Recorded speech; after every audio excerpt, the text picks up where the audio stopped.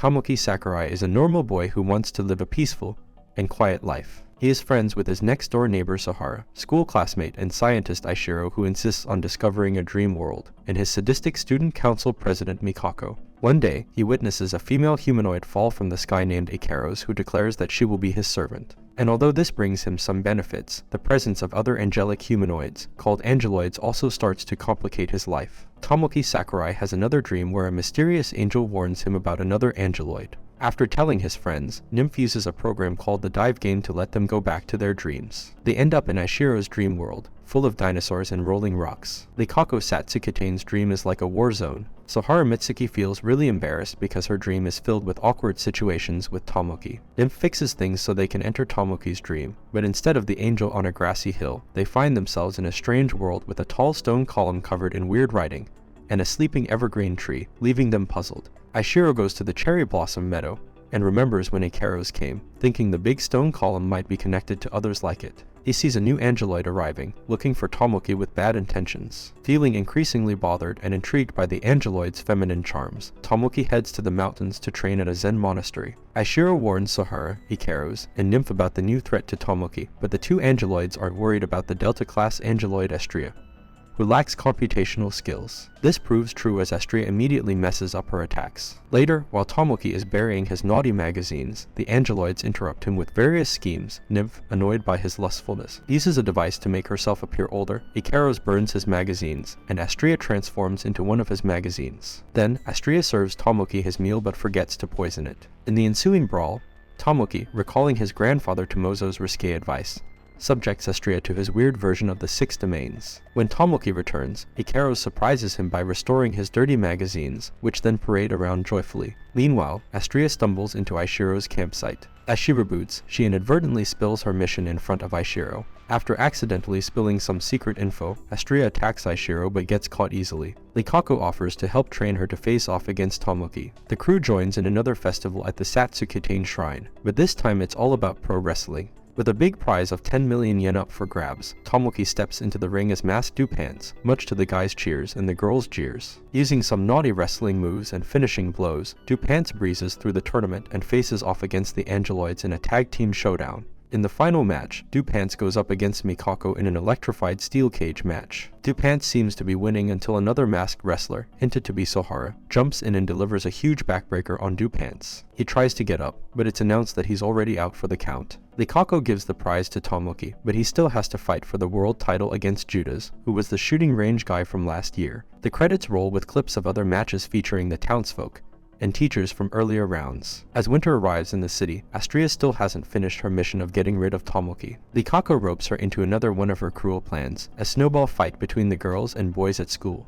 The rule is you keep fighting even if you get hit until the leader, Mikako versus Tomoki, loses. The winners get to order the losers around for a whole day. While Mikako heads off with Ikaros and Nymph to find a hot spring, Tomoki and the boys target the toughest girl on the team, not Estria but Sohara. As the sun sets, while the girls left standing relax in the hot spring, the boys seem to be winning until the popular guys rebel and free the captured girls, and Tomoki's crew has to deal with the abominable Snow Horror Man. When Tomoki gets stuck in the snow, Estria sees her chance to take him out, but Ikaros shows up to stop her. The next day, Aishiro notes how Estria can't go back to Synapse until she finishes off Tomoki, which he feels sorry for her about. Aishiro and Sohara use Nymph's dive game program to visit Tomoki's dream world, which turns out to be Synapse, a bunch of floating islands above Sorami. Sohara accidentally knocks over an object, which rolls and falls to the world below. They stroll through an angeloid village to a dome where Aishiro steps into a portal and watches things happening in Sorami. Inside a room filled with humans in capsules, with angeloids watching over them, Aishiro starts questioning his own humanity. He encounters the Harpies, who grab Sohara, but since their time in the dive game is limited, Aishiro and Sohara return safely to their world.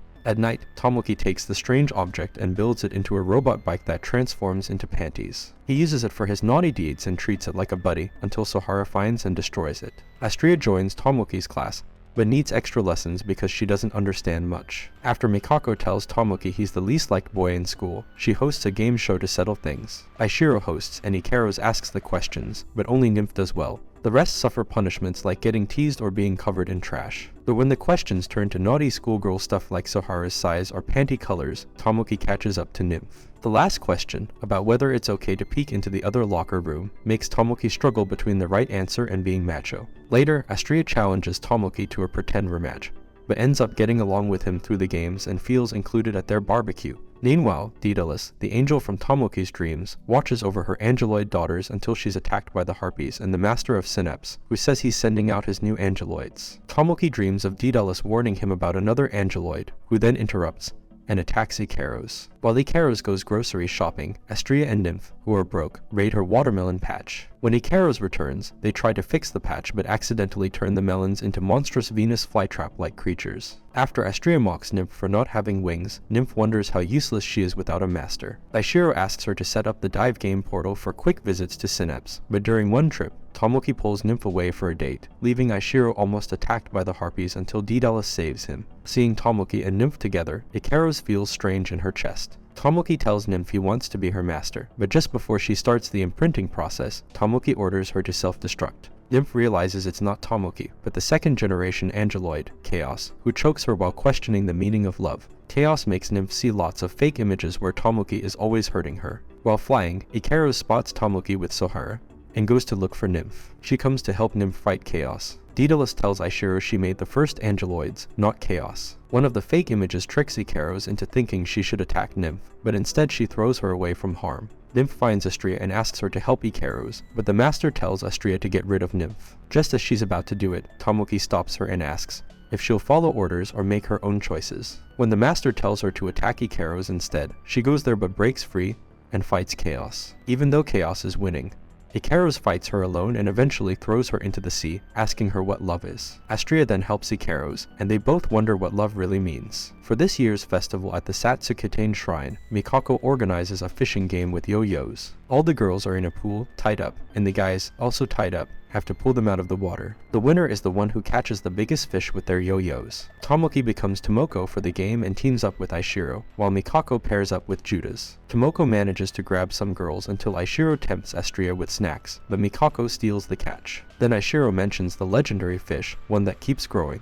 Tomoko changes back to Tomoki and finds the legendary fish, but gets knocked out by a karate chop. Ikaros gets a letter from Tomoki proposing to her. Tomoki makes it clear by giving Ikaros and Nymph some money. After getting advice from friends on what to get Tomoki, Ikaros follows Aishiro's suggestion and gets herself a watermelon. Tomoki approves of her choice. Tomoki wants some time alone from the girls. First, he tries hiding in the bathroom, but he gets kicked out. Then he hides in a closet, but almost gets cooked and then kicked out again. While shopping with Sohara, Ikaros sees a wedding magazine and asks about Tomoki's proposal. Later, Tomoki hides in his room and finishes his summer project, a big network of periscopes so he can peek at girls all over town. Astria and Nymph come to visit, but Tomoki sends them away. Sohara visits too, and instead of hitting him, she asks why he still spies even though he has beautiful angeloids at home, making him think hard. After Sohara leaves, Tomoki loudly complains about her not noticing his network. The girls get back at him by pretending to undress outside. When Tomoki spies, they use mirrors to blind him with sunlight. Tomoki fights back in his own way, which shocks the girls. But when Ikaros looks, Tomoki pretends to kiss, making Ikaros feel emotional. She gets too hot and decides to erase all memories of him to cool down.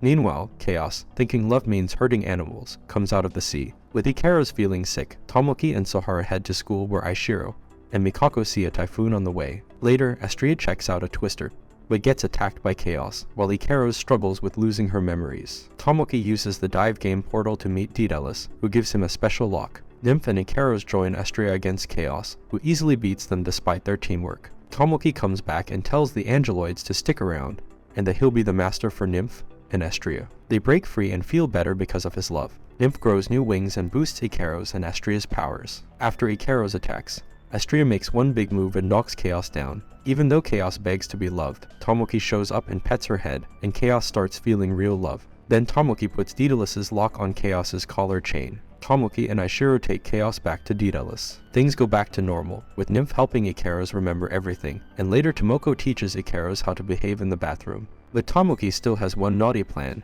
He turns into pool water so he can touch girls during swimming class. Sohara and Nymph drain the pool, and Mikako decides to teach him a lesson. Tomoko hides in the bathroom but gets caught eventually. While Sohara breaks the lock, Tomoko has to escape into the toilet and swim through sewage to the sea. Later, as Ikaros tries to learn bathroom manners by knocking and flushing, she accidentally breaks the door and flushes Tomoki again. While Ikaros looks for Tomoki, Mikako offers to help her with her proposal plan. A washed-out Tomoki ends up at a wedding chapel. Aishiro and Mikako oversee the ceremony, and Ikaros appears in a wedding dress. She and Tomoki go through the ceremony, but when they're about to kiss, Tomoki hesitates. Mikako gives him a choice: Ikaros, Nymph, Astrea, or Sohara, all dressed as brides. Tomoki freaks out at the decision.